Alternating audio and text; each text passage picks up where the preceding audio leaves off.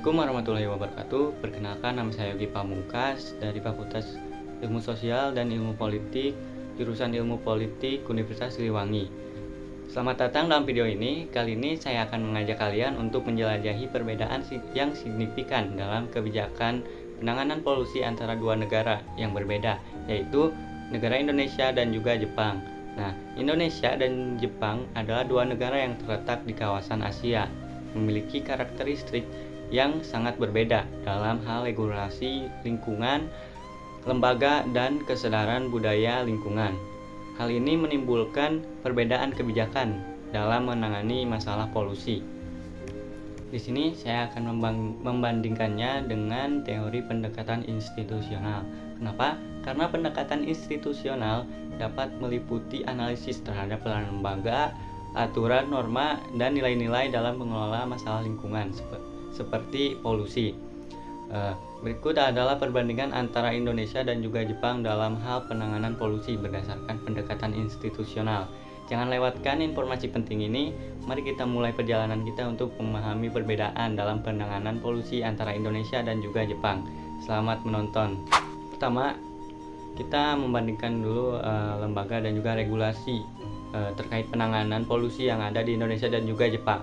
Yang pertama, di Indonesia, regulasi lingkungan banyak dikelola oleh Kementerian Lingkungan Hidup dan Kehutanan. Selain itu, Badan Lingkungan Hidup daerah di tingkat provinsi dan kabupaten kota bertanggung jawab atas penerapan kebijakan lingkungan. Sedangkan di Jepang memiliki Kementerian Lingkungan Hidup, yaitu Kementerian Lingkungan Hidup atau dapat disebut juga MOE, yang fokus pada masalah lingkungan. MOE bertanggung jawab untuk merancang dan juga melaksanakan kebijakan lingkungan di Jepang. Selanjutnya, peraturan lingkungan. Nah, perbandingan dalam peraturan lingkungan di Indonesia dan juga Jepang. Yang pertama, di Indonesia memiliki berbagai undang-undang dan peraturan terkait lingkungan, seperti Undang-Undang Nomor 32 Tahun 2009 tentang perlindungan dan pengelolaan lingkungan hidup. Namun, pelaksanaan dan penegakan hukum seringkali menjadi tantangan. Sedangkan di Jepang memiliki peraturan ketat dalam mengatasi polusi dan udara, termasuk undang-undang yang ketat dan penegakan hukum yang kuat. Ketiga, perbandingan dalam norma dan juga kesadaran lingkungan. Yang pertama, di Indonesia, kesadaran lingkungan masyarakat di Indonesia semakin meningkat, terutama di perkotaan. Namun, masih terdapat tantangan dalam mengubah perilaku masyarakat terkait polusi dan konsumsi berkelanjutan. Sedangkan di Jepang memiliki budaya kesadaran lingkungan yang kuat.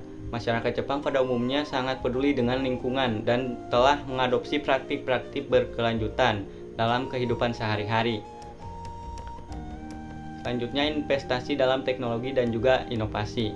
Nah, di Indonesia, meskipun Indonesia berupaya meningkatkan investasi dalam teknologi ramah lingkungan, masih terdapat kekurangan sumber daya teknologi yang dibutuhkan untuk mengatasi polusi di negara ini. Sedangkan di Jepang memiliki kemampuan teknologi yang sangat canggih dalam pengelolaan lingkungan dan terus berinovasi dalam pengembangan teknologi yang mendukung upaya untuk pengurangan polusi. Selanjutnya, perbandingan antara kerjasama internasional Indonesia dan juga Jepang dalam penanganan polusi. Di Indonesia sendiri aktif berpartisipasi dalam kerjasama internasional terkait lingkungan, terutama dalam perjanjian global seperti perubahan iklim. Sedangkan Jepang aktif berperan dalam diplomasi lingkungan internasional dan telah berkomitmen untuk mengurangi emisi gas rumah kaca serta mendukung proyek-proyek lingkungan di negara-negara berkembang. Nah, perbandingan ini menunjukkan bahwa negara Jepang memiliki struktur kelembagaan yang lebih matang, aturan yang lebih ketat, dan budaya kesadaran lingkungan yang lebih kuat daripada di Indonesia dalam penanganan polusi.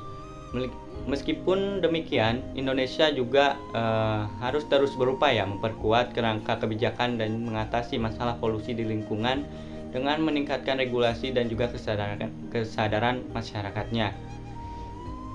Sekian dari saya. Wassalamualaikum warahmatullahi wabarakatuh.